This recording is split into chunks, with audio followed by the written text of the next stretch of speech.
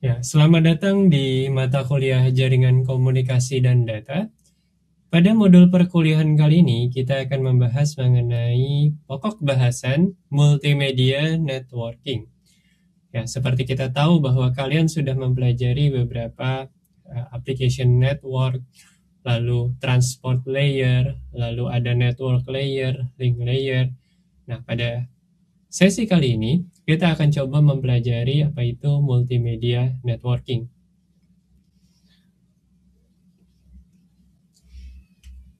Oke, jadi seperti kita tahu bahwa di sini akan dibagi ke dalam 4 pokok bahasan. Yang pertama adalah mengenai streaming stored video, yaitu semacam kita mencoba untuk menggali bagaimana suatu video bisa kita streaming atau kita nonton video. Lalu berikutnya kita akan mempelajari mengenai VoIP, ya, Voice over IP. Lalu berikutnya adalah protokol untuk real-time conversational application. Dan berikutnya adalah network support untuk multimedia.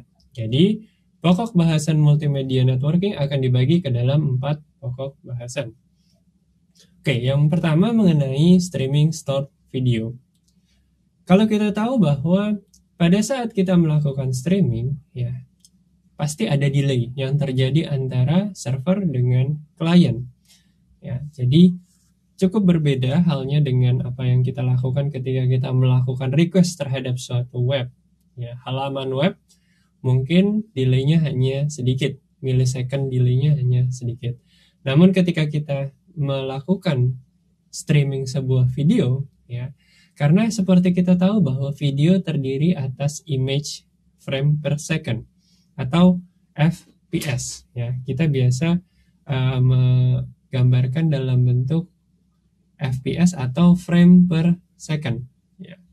Jadi kalau FPS ini, ya, FPS frame per second, ada misalnya sebuah video dengan 30 frame per second. Ada video dengan 60 frame per second. Nah, ini merepresentasikan 30 ini adalah merepresentasikan ada 30 image di dalam 1 detik yang harus di stream. Ya, kalau kita nonton biasa mungkin tidak harus lewat jaringan. Ya, streamnya ya itu sesuai dengan kecepatan dari prosesor kalian atau pertukaran dari SSD kalian atau hard disk kalian ke memori dan ke prosesor. Tapi ketika kita berhubungan dengan yang namanya networking, kita men-stream dari sebuah platform video sharing, YouTube, ya, atau video.com atau beberapa layanan streaming lainnya, ya, kita perlu menjaga agar jaringan kita mampu untuk melakukan streaming tersebut, ya. Karena jaringan kita itu sebagai media untuk melakukan streaming operation. Kalau ada 30 fps, berarti ini adalah 30 image di dalam 1 detik. Ya, bayangkan berarti transfer yang harus ditransfer ada 30 gambar di dalam 1 detik. Kalau misalnya resolusinya adalah 1920 kali 1080, otomatis mungkin kita membutuhkan sekitar 3 atau 2 megabit per second agar kita bisa mentransfer di dalam 1 detik ini ada 30 gambar dengan resolusi 1920 di dalam 1 detik, ya. Jadi challenge-nya di sini adalah dalam waktu yang singkat harus ada 30 gambar. Challenge yang lebih tinggi lagi adalah harus ada 60 gambar. Ya, ini kan dalam aplikatifnya sekarang video ada yang 30 fps atau 60 fps. Resolusinya mungkin ada 1920, ada yang paling besar 4K, ya 4K. Dan kalau kita lihat antara 30 dan 60 fps itu kemampuan dari jalur networking kita harus bisa mengokupai, ya, atau harus bisa dilintasi oleh 30 gambar dalam 1 detik. Jadi bandwidth yang harus kita miliki harus sebesar itu. Atau ya udah kita turunkan dengan resolusi yang lebih kecil sehingga data bitrate yang harus dipakai jauh lebih kecil. Bayangannya adalah ini ada sebuah video di dalam suatu server, ya, dan video tersebut dikirimkan, ya, atau kita melakukan streaming lalu video tersebut diterima oleh klien, ya, dengan 30 frame per second juga. Nah, jadi proses dari sini ke sini ya yang akan kita bahas di sini itu tidak semulus dari apa yang kita bayangkan. Ya, pasti di perjalanan itu ada jitter, ada time frame yang bertambah, ya. Otomatis nanti mungkin akan ada gangguan di sini, tapi bagaimana kita bisa meminimalisir gangguan pada saat kita melakukan streaming. Ya, di sini ada network delay-nya. Ya, jadi bisa kita lihat ketika kalian streaming, lihat live session streaming YouTube, biasanya 10 detik atau 20 detik setelah kejadian baru bisa kalian lihat di streaming kalian. Ya, karena ada delay buffer terhadap networking kalian. Jadi buffernya harus disimpan dulu ya, karena di sini kan kita menggunakan buffer agar bisa mencacah ya. Buffer itu bisa digunakan untuk agar kita memiliki chunk agar video kita bisa di play frame by frame. Ya, jadi di sini continuous playout ya, artinya selalu bisa menjalankan video tersebut. Ya, terus ada challenge yang lain ya, dia melakukan pause, dia melakukan fast forward, dia melakukan ke belakang lagi atau jump ke video. Otomatis kan ketika dia jump terhadap video, dia harus melakukan buffering terlebih dahulu. Jadi bahasanya mungkin kita biasa dengan menamakan itu sebagai buffering. Ya, jadi apa yang sudah dia buffer pertama, ketika dia fast forward, otomatis dia ulangi lagi buffernya. Jadi apa yang sebelumnya udah nggak guna. Gitu. Jadi itulah yang challenge di mana kita melakukan streaming video. Nah, kalau kita lihat, ada yang namanya CBR, atau constant bit rate, ya, constant bit rate dari suatu video. Nah, biasanya ada spesifikasi, misalnya untuk memplay video Full HD kita butuh sekitar 2-3 Mbps. Ini biasanya saya lihat di YouTube seperti itu, 2-3 Mbps. Kalau video yang HD mungkin lebih kecil, 1 Mbps cukup. Ya. Namun di sini bitrate tersebut harus stabil. Ya, dengan bitrate yang lebih besar, kita bisa memperoleh misalnya video yang memiliki kualitas lebih banyak. Karena size dari resolusinya bisa dikirimkan jauh lebih besar, dan FPS-nya juga bisa lebih besar. Jadi misalnya ada yang nanti ada video 4K 60 fps. Ya. Jadi resolusinya 4000 kali 2000, terus ada 60 gambar. Itu biasanya membutuhkan kecepatan sekitar 10 Mbps. Ya, jadi kecepatan network itu sangat mempengaruhi, karena bisa dibilang network ini adalah jalan kita atau lalu lintas kita untuk memperoleh video tersebut. Nah, di sini ketika ada delay, ya, kita lihat di sini ada semacam delay yang lebih. Otomatis kan pada saat mengeksekusi frame ini, si video ini kan atau klien pasti kan nanti dia akan mengalami yang namanya stop gitu ya, atau bisa dibilang keresak-keresak atau jitter ya, atau sekarang mungkin sudah banyak improvement, jadi resolusinya benar-benar ditekan ya, sehingga gambarnya jadi jelek tapi dia videonya tetap bisa ke play ya. Jadi videonya tetap bisa ke play tapi gambarnya akan resolusinya sangat rendah ya, biasanya bisa seperti itu. Nah, di sini yang perlu kita lakukan agar dia bisa jalan mulus seperti ini dan sesuai dengan apa yang dikirimkan dari server, ya, kita harus melakukan buffering. Ya.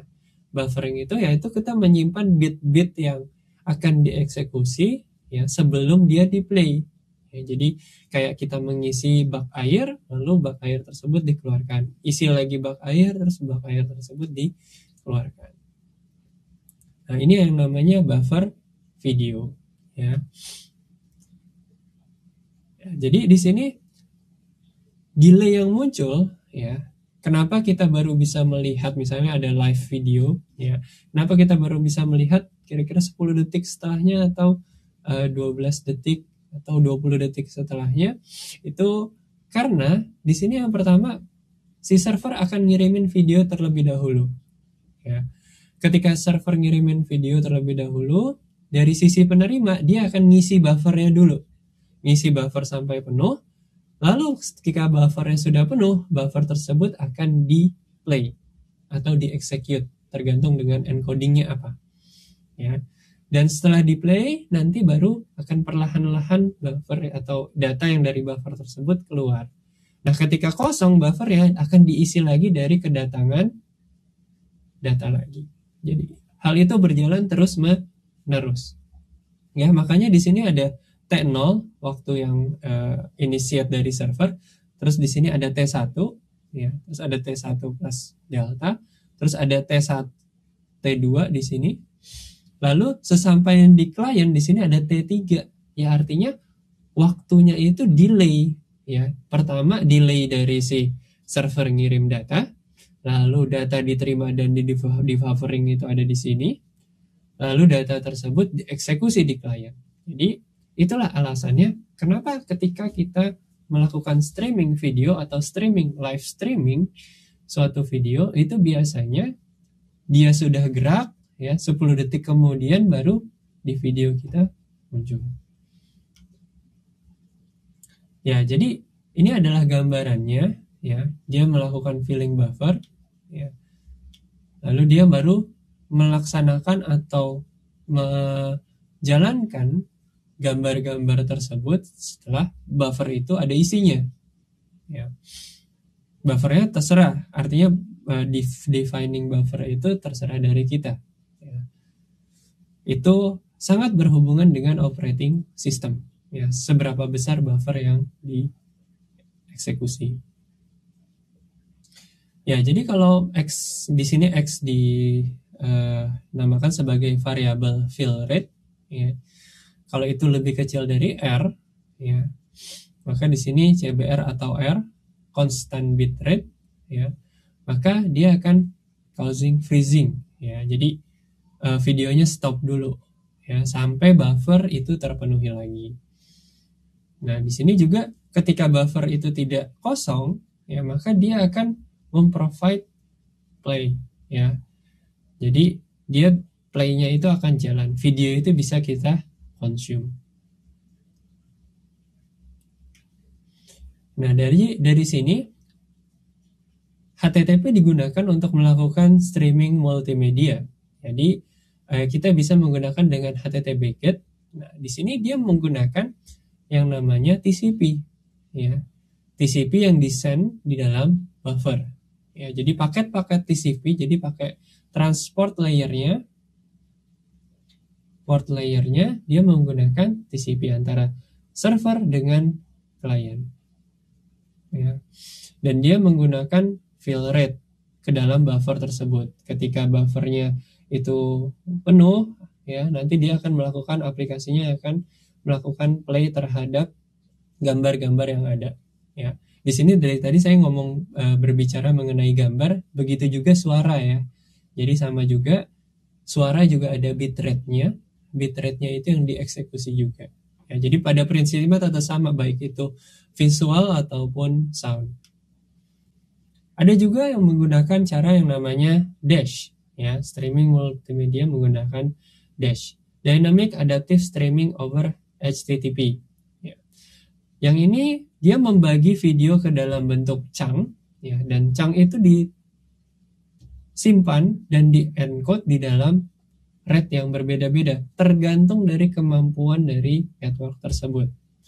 Ya, jadi chunk-chunk tersebut ada yang misalnya bitrate-nya 250 kilobit per second, ya, atau ada yang bitrate-nya mungkin bisa sampai 2 megabit per second.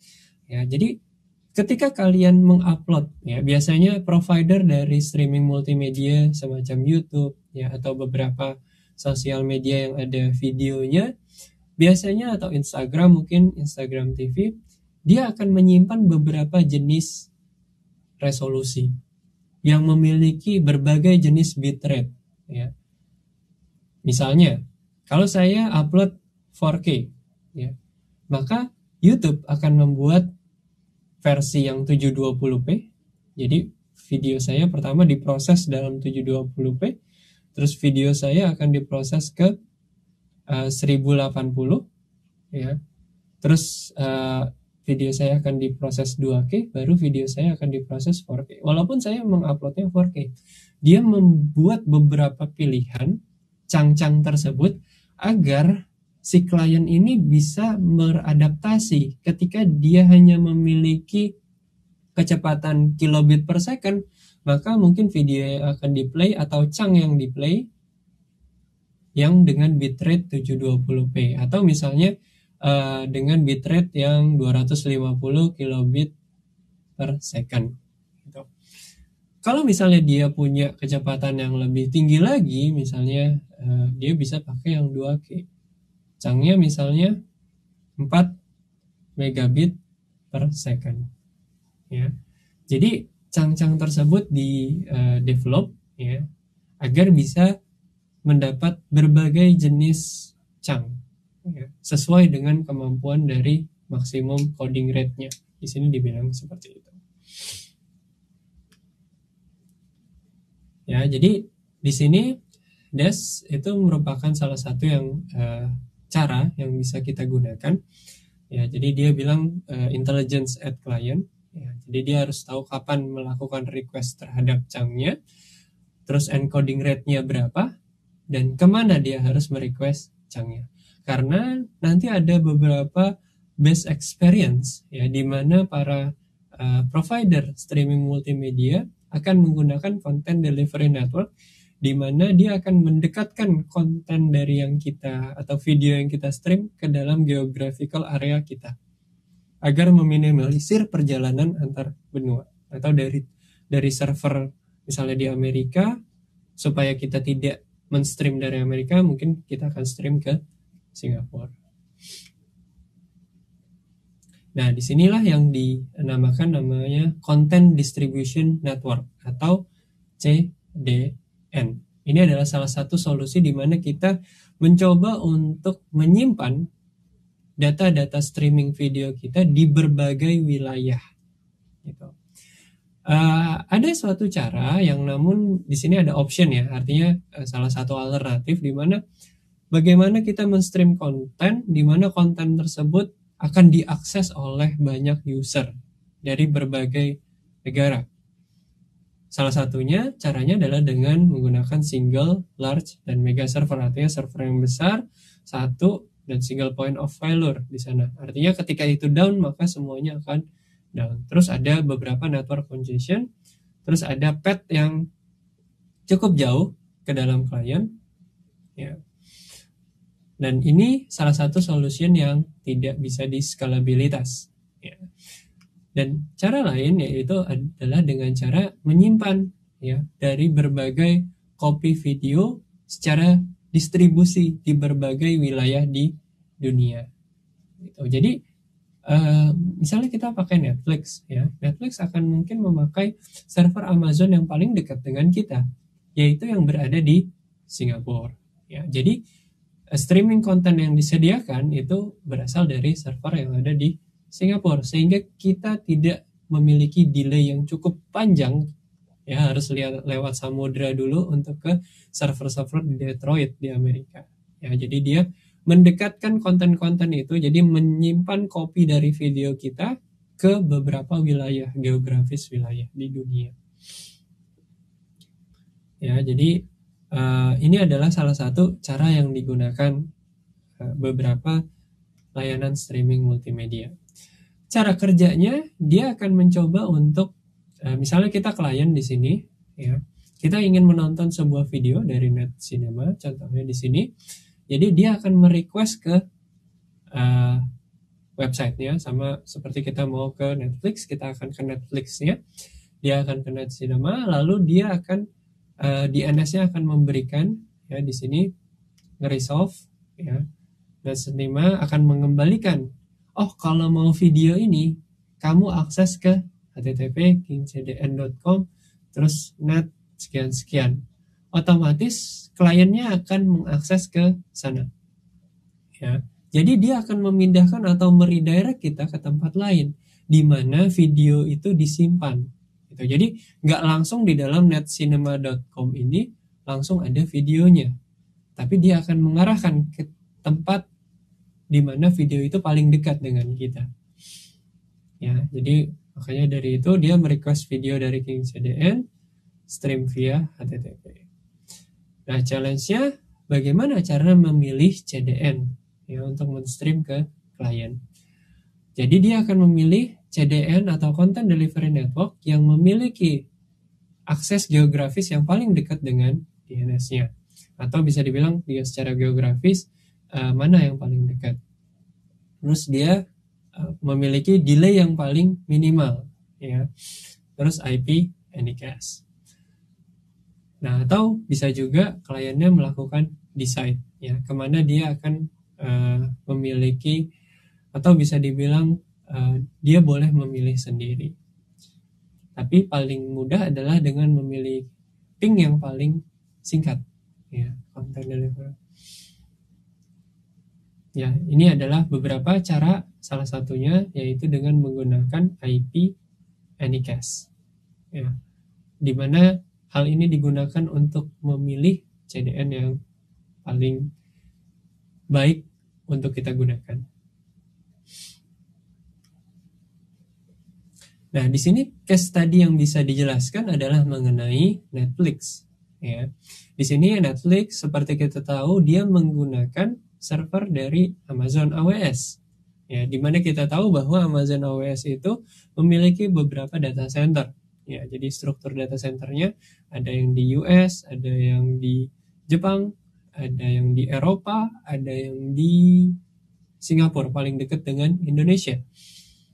Nah, jadi Netflix akan upload ke Amazon Cloud dan dia akan generate ya multiple versi dari movie. Ada yang full HD misalnya, ada yang HD, jadi bitrate-nya itu dibuat berbagai macam agar dia bisa menyesuaikan dengan kecepatan internet dari si penggunanya. Terus dia akan mengupload versinya ke dalam beberapa CDN atau Content Delivery Network di beberapa wilayah-wilayah di dunia. Ya, jadi ketika kita akses Netflix, ya otomatis film yang kita stream itu akan berada di server yang paling dekat dengan Indonesia, ya, yaitu entah itu Jepang ataupun dengan Singapura. Cuman yang paling dekat adalah Singapura. Ya, jadi itulah yang dilakukan. Jadi dia pertama ke Netflix-nya, terus dia browse video, lalu dia akan diarahkan ya untuk ke Amazon Cloud. Ya, jadi dia server-server ini akan diarahkan dari content delivery networknya. Ya, jadi ini dibuat kopinya ke dalam beberapa content delivery network. Jadi hal inilah yang membuat kita bisa melakukan streaming ya dengan buffer yang selalu terisi, sehingga bitrate dari internet kita bisa dapat stabil melakukan streaming terhadap video tersebut. Ya, oke. Jadi itulah penjelasan secara umum mengenai bagaimana suatu video bisa dilakukan untuk streaming lewat jaringan networking. Pada bab berikutnya, kita akan membahas mengenai Voice over IP dan protokol untuk real-time application. Ya, terutama misalnya Skype ya atau IP telepon ya, biasanya itu yang kita butuhkan ya, ketika agar satu user dengan user lain bisa komunikasi melewati jalur IP secara real time. Oke, terima kasih atas perhatiannya. Sekian dulu video ini, mudah-mudahan bermanfaat.